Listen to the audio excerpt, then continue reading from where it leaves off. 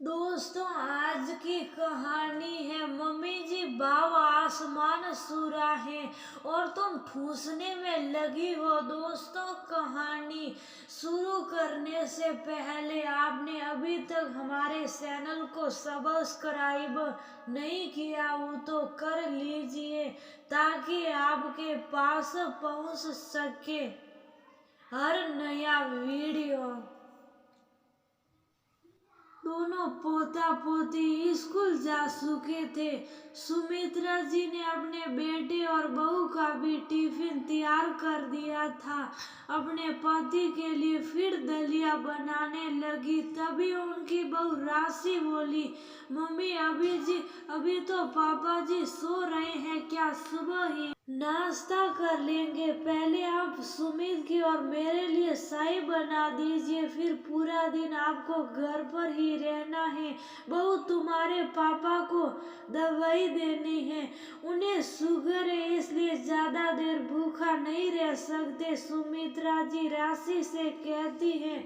जैसे ही सुमित और राशि स्कूल के लिए निकलते हैं, सुमित्रा जी अपने बेटे को रमेश जी की दवाई की पर्ची थमाते हुए कहती हैं, बेटा तुम्हारे पापा की दवाई आनी है, बस आज रात की ही बसी है और थोड़े से फल भी जरूर ले आना। इससे पहले सुमित कुछ कहता, राशि कहती है, मम्मी जी दवाई क्या कम पैसों की आती है जो फल खाने भी जरूरी है। फलों का दाम आसमान छू रहा है।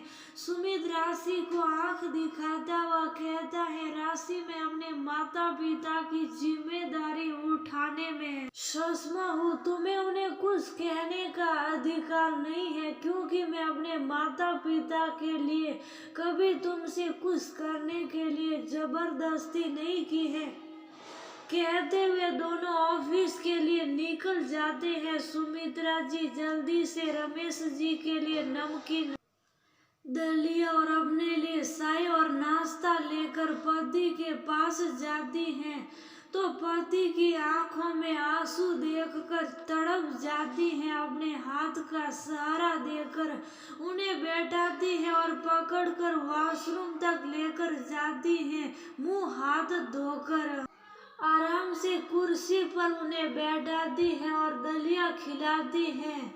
दरअसल 2 महीने पहले ही रमेश जी को अचानक पैरालिसिस का अटैक आ गया था, जिसकी वजह से उनके शरीर का आधा हिस्सा लकवाग्रस्त हो गया था। लेकिन तुरंत ही अच्छा उपचार और सेवा मिल जाने के कारण धीरे धीरे उनका स्वास्थ्य सुधरने लगा था।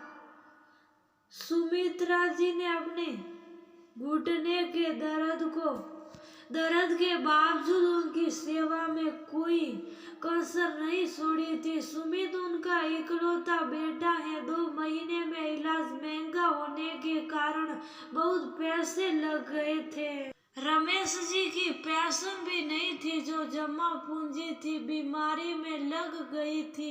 ले देकर एक ही घर ही बसा है अब उनके पास।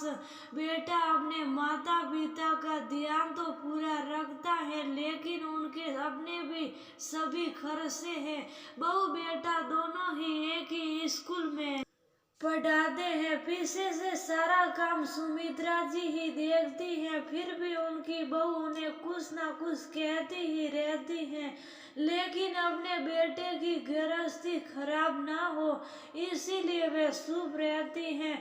इस पर रमेश जी सुनीता जी से कहते हैं, सुमित्रा मेरे कारण तुम्हें बहू के ताने भी सुनने पड़ते हैं और घुटनों के दर्द के बाद भी काम का कितना बोझ है तुम पर। और फिर मेरी ऐसी बीमारी मुझे मर क्यों नहीं जाने दिया? कहते हुए फुट फुट कर रोने लगते हैं। सुमित्रा उनके मुंह पर हाथ रखती हुई कहती है, शुभ शुभ बोलो जी, मेरी हिम्मत तो आप टेंशन मत लीजिए। वैसे भी मुझे तो आदत हो गई है इन सब की।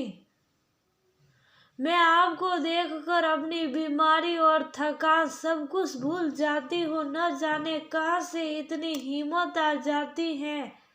कि मैं इतना सारा काम बिना थकान के कर लेती हूँ। वैसे भी हमारा बेटा तो हमारा ध्यान रखता है। बहू की बातों को हमें मन से नहीं लगाना चाहिए।